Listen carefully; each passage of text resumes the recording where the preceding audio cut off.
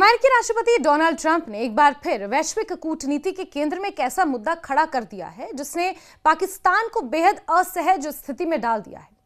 Trump ने Abraham accords को लेकर जो नई मांग रखी है उसमें सिर्फ पाकिस्तान ही नहीं बल्कि पूरे मुस्लिम विश्व और मध्य पूर्व की राजनीति में हलचल पैदा हो गई है।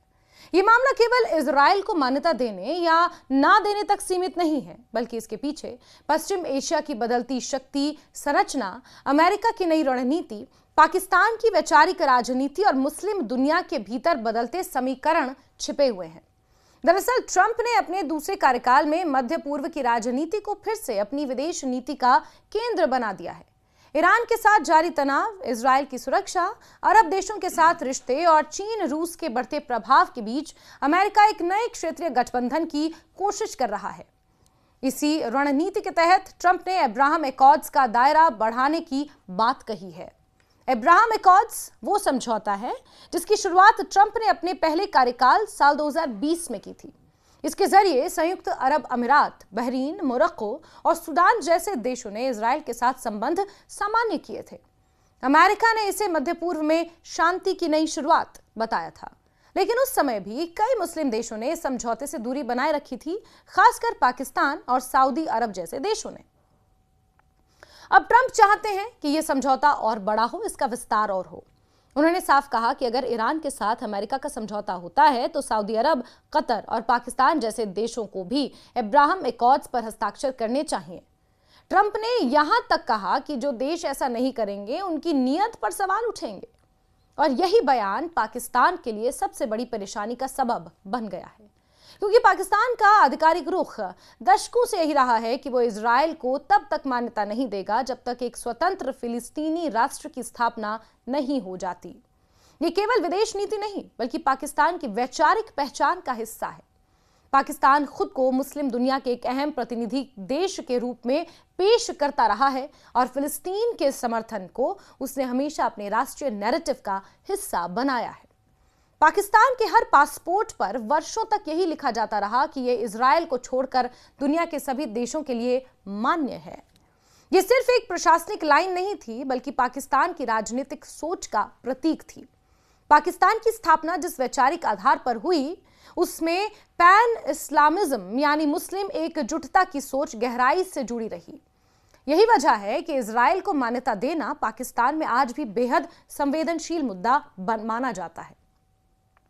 लेकिन अब हालात बदल रहे हैं। पिछले कुछ वर्षों में पाकिस्तान और अमेरिका के रिश्तों में नया मोड़ आया है। खासकर भारत के ऑपरेशन सिंदूर के बाद पाकिस्तान एक बार फिर अमेरिकी रणनीति में अहम हो गया है। ईरान संकट और अफगानिस्तान के बाद दक्षिण एशिया और मध्य पूर्व के बीच पाकिस्तान की भौगोलिक स्थिति अमेरिका के लिए महत्वपूर्ण बन गई है। ट्रंप कई बार पाकिस्तान के सेना प्रमुख आसिम मुनीर की तारीफ कर चुके हैं। अमेरिका को लगता है कि ईरान के साथ संवाद और मध्य पूर्व में बैक चैनल कूटनीति में पाकिस्तान उपयोगी भूमिका निभा सकता है। यही कारण है कि पाकिस्तान को फिर से वॉशिंगटन में महत्व मिलने लगा है। लेकिन ट्रंप की राजनीति का एक दूसरा पहलू भी है। वो रिश्तों को हमेशा लेन देन की तरह देखते हैं, व्यापार के चश्मे से। अगर कोई देश अमेरिका के करीब आता है तो ट्रंप उससे बदले में बड़े रणनीतिक फैसलों की उम्मीद करता है। पाकिस्तान के सामने अब यही चुनौती खड़ी हो गई है। अटलांटिक काउंसिल के विशेषज्ञ माइकल कुगलमैन ने सही कहा है कि ट्रंप के साथ ज्यादा करीबियां अपने साथ जोखिम भी लाती हैं, क्योंकि ट्रंप किसी भी समय ऐसी मांग कर सकते हैं जिसे मानना राजनीतिक रूप से मुश्किल हो जाए। पाकिस्तान के लिए अब्राहम एकॉर्ड्स वही मांग बन चुका है। असल समस्या सिर्फ विदेश नीति की नहीं है बल्कि पाकिस्तान की घरेलू राजनीति की भी है। पाकिस्तान में आज भी बड़ी आबादी इजराइल को लेकर बेहद नकारात्मक सोच रखती है। वहां धार्मिक दल, कट्टरपंथी संगठन और यहां तक कि मुख्यधारा की राजनीति भी फिलिस्तीन के मुद्दे पर भावनात्मक रुख अपनाती है। ऐसे माहौल में अगर कोई सरकार इजराइल को मान्यता देने की दिशा में कदम बढ़ाती भी है तो उसे भारी राजनीतिक विरोध का सामना करना पड़ सकता है। माइकल कुगलमैन ने इसे राजनीतिक आत्महत्या जैसा कदम बताया है पाकिस्तान के लिए, क्योंकि पाकिस्तान की जनता के बीच अभी ऐसा कोई माहौल नहीं है जहां इजराइल के साथ संबंध सामान्य करने को स्वीकार किया जा सके। हालांकि यह भी सच है कि पर्दे के पीछे पाकिस्तान और इजराइल के बीच कभी कभी संपर्क रहे हैं। पूर्व राष्ट्रपति परवेज मुशर्रफ के दौरे में इजराइल के साथ रिश्ते सुधारने की चर्चा हुई थी। मुशर्रफ ने न्यूयॉर्क में यहूदी समुदाय को संबोधित भी किया था और कहा था कि इजराइल के साथ रिश्ते सुधारने से रणनीतिक फायदे हो सकते हैं, लेकिन घरेलू विरोध के कारण वो पहल आगे बढ़ ही नहीं पाई। अब सवाल यह है कि क्या पाकिस्तान भविष्य में अपना रुख बदल सकता है? इसका जवाब काफी हद तक सऊदी अरब पर भी निर्भर करता है। मुस्लिम दुनिया में सऊदी अरब की धार्मिक और राजनीतिक हैसियत बहुत है। अगर सऊदी अरब इजराइल के साथ संबंध सामान्य करता है तो पाकिस्तान पर भी दबाव बढ़ सकता है। हालांकि अभी तक सऊदी अरब ने आधिकारिक तौर पर इजराइल को मान्यता नहीं दी है, लेकिन पर्दे के पीछे बातचीत और संपर्क की खबरें लगातार आती रहती हैं। ट्रंप के करीबी सहयोगी माइक इवांस ने यह दावा किया कि सऊदी क्राउन प्रिंस इजराइल को मान्यता देने के पक्ष में हैं, लेकिन उनके पिता अभी तैयार नहीं हैं। अगर भविष्य में सऊदी अरब इस दिशा में आगे बढ़ता है तो पाकिस्तान के लिए तटस्थ रहना मुश्किल हो सकता है, क्योंकि पाकिस्तान लंबे समय से आर्थिक और राजनीतिक रूप से सऊदी अरब पर निर्भर रहा है।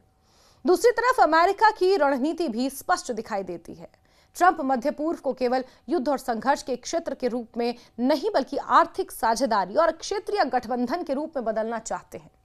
उनका मानना है कि अगर अरब देश और इजराइल साथ आते हैं तो मध्य पूर्व में स्थिरता बढ़ेगी, चीन रूस का प्रभाव कम होगा। रिपब्लिकन सांसद लिंडसे ग्राहम ने ट्रंप के इस पहल का समर्थन करते हुए कहा कि अगर पाकिस्तान और सऊदी अरब जैसे देश इजराइल के साथ औपचारिक संबंध स्थापित करते हैं तो ये हजारों वर्षों में मध्य पूर्व का सबसे बड़ा भू राजनीतिक बदलाव होगा। लेकिन इस पूरे समीकरण का दूसरा पक्ष भी है। गाजा युद्ध, वेस्ट बैंक में तनाव और फिलिस्तीनी मुद्दे ने मुस्लिम दुनिया में इजराइल के खिलाफ गुस्सा बढ़ाया है। पाकिस्तान की पूर्व राजदूत मलीहा लोधी ने ट्रंप के प्रस्ताव को खारिज करते हुए कहा कि मौजूदा माहौल 2020 से बिल्कुल अलग है। उनका कहना है कि जब गाजा में इतनी बड़ी संख्या में फिलिस्तीनियों की मौत हुई और इजराइल पर लगातार हमले के आरोप लग रहे हैं, तब किसी मुस्लिम देश के लिए इजराइल को मान्यता देना लगभग असंभव है। यही कारण है कि ट्रंप की ये मांग पाकिस्तान के लिए एक जटिल कूटनीतिक जाल बनती जा रही है। अगर पाकिस्तान ट्रंप को नाराज करता है तो अमेरिका के साथ बढ़ती नजदीकियां प्रभावित होंगी, लेकिन अगर वो अब्राहम एकॉर्ड्स की दिशा में आगे बढ़ता है तो घरेलू राजनीति और इस्लामी पहचान दोनों पर संकट खड़ा हो सकता है। दरअसल ये केवल पाकिस्तान की दुविधा नहीं है, बल्कि पूरे मुस्लिम विश्व की बदलती राजनीति की एक कहानी है। एक तरफ आर्थिक हित है, अमेरिकी दबाव है और क्षेत्रीय स्थिरता की जरूरत है, तो दूसरी तरफ फिलिस्तीन का मुद्दा है, धार्मिक भावनाएं हैं, घरेलू राजनीतिक दबाव है। ट्रंप ने जिस तरह फोन कॉल के दौरान अरब और मुस्लिम नेताओं से अब्राहम एकॉर्ड्स में शामिल होने की बात कही और कुछ देर के लिए लाइन पर सन्नाटा छा गया, वो इस बात का संकेत है कि ये मुद्दा कितना संवेदनशील है। आने वाले समय में यह देखना बेहद दिलचस्प होगा कि पाकिस्तान अपनी पारंपरिक नीति पर कायम रहता है या बदलती वैश्विक राजनीति के दबाव में कोई नया रास्ता चुनता है। फिलहाल इतना तय है कि ट्रंप की एक मांग ने पाकिस्तान को ऐसी कूटनीतिक असहजता में डाल दिया है जहां हर कदम बहुत सोच समझकर पाकिस्तान को अब उठाना होगा।